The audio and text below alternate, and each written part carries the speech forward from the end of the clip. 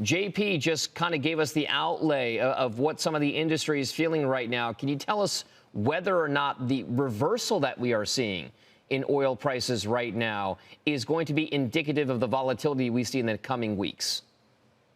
Yeah, right now, certainly, Don, the volatility is going to stay with us for the next several weeks, no doubt. What's happening right now, though, is you're seeing a collective sigh or just expression of relief in the market, because it's pretty clear that the Israelis, at least, aren't targeting at the moment any kind of significant energy infrastructure that would impact global flows. There was some spectacular pictures and things over the weekend about a quote-unquote refinery that got hit in Iran. Well, that was actually a natural gas processing unit, and the Israelis were very precise in their strike there, because it's a shared production unit, natural gas production unit with Qatar, and the Israelis only hit the Israeli part of it. So it just goes to show you how everyone's trying to be very careful here about, obviously containing this whole situation to mostly military. There's obviously some civilian casualties already. That's tragic here. But as far as the oil market goes and oil supplies go, right now they are not in the crosshairs, when prior to this we thought they would be a front and center target really across the board.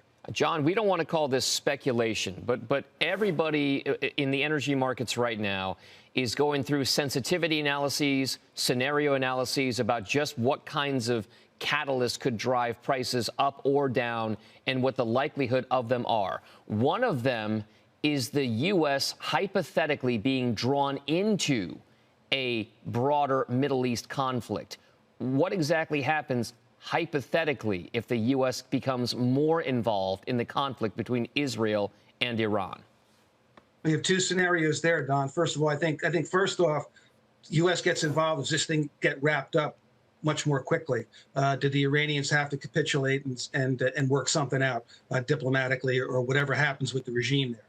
But I mean, I think beyond that, you have to ask yourself, are we in a place these days where there's enough to galvanize all these other Arab countries again, like they did back in the 70s, to really coalesce and act unilaterally, act together against United States and Western interests and close off the oil, do another oil embargo?